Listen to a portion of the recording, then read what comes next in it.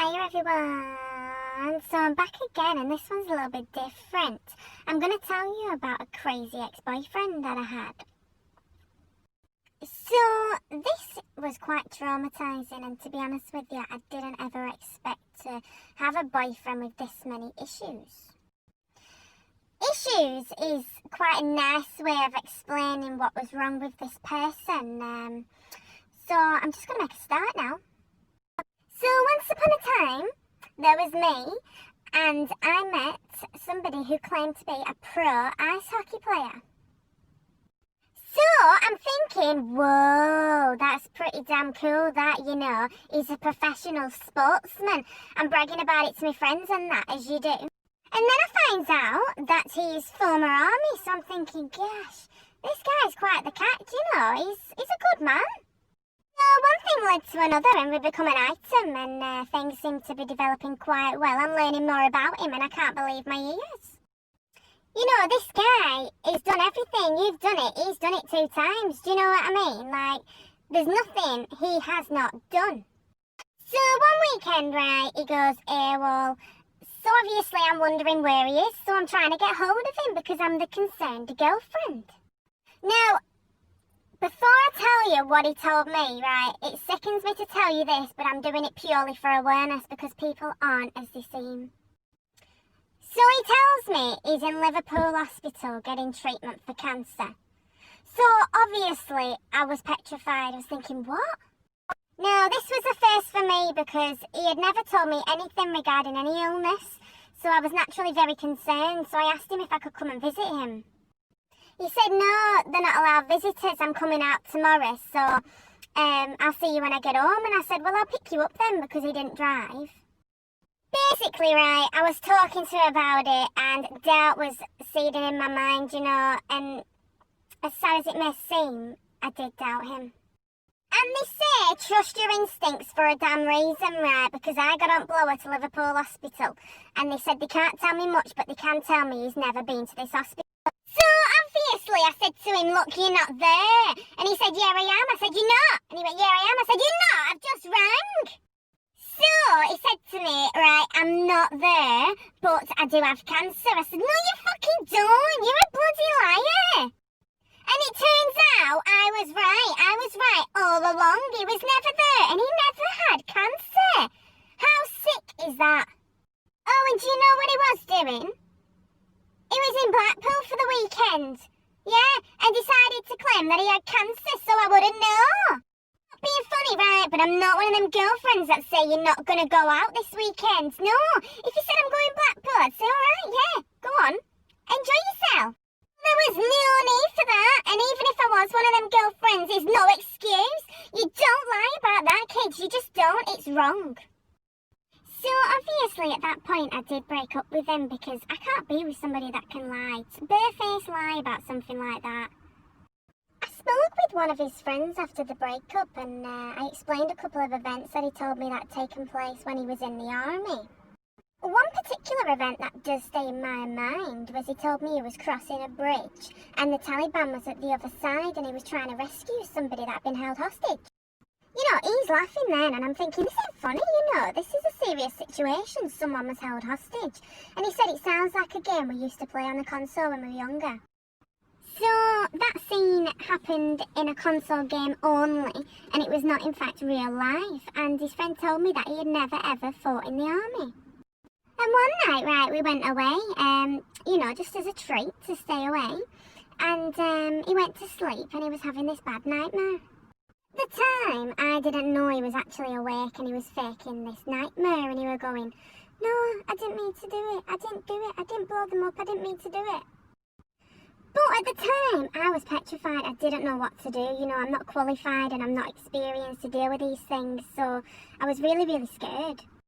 In the morning, I confronted him about it purely because I thought he needed to get some help and he told me what the problem was. He told me that when he was in the army, he had to fire some missiles at a building. It was actually a school because he had to blow up a target. And unfortunately, the target was not in the building and he blew up a load of school kids.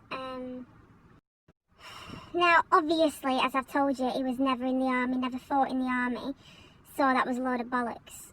who the fuck lies about that? No, these things actually do happen, and for somebody to lie about them, I've got to be fucking mentally ill. Sorry about my language, but they've got to be.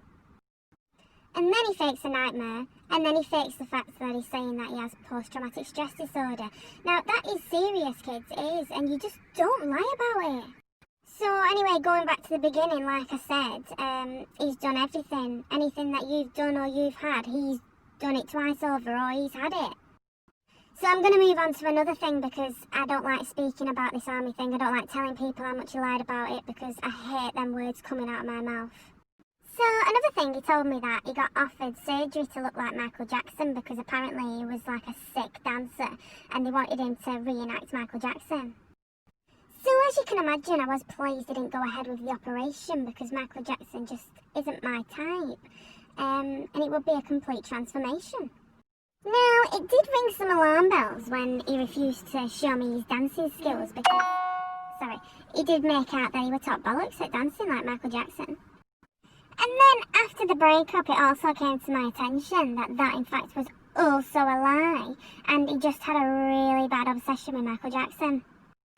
To the point where when he was a child, he wanted to be him. I mean, we all have idols, but I don't go around saying that, they wanted me to get surgery and look like Britney Spears. So, just when you think he couldn't really lie about anything else, dum dum dum.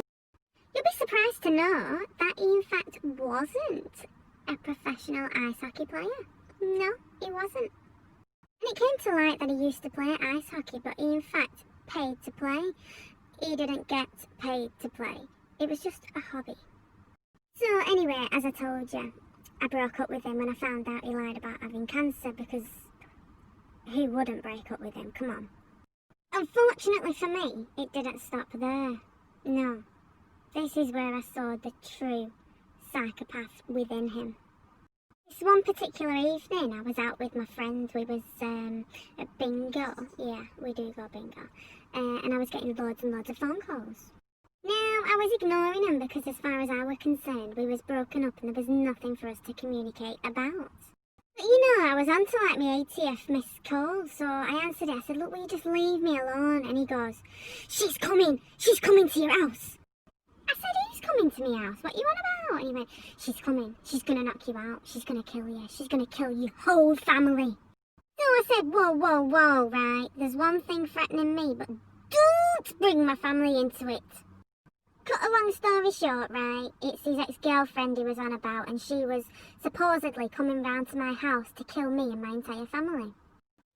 So, I didn't know whether to take this threat seriously or not, but he was a very convincing liar, obviously.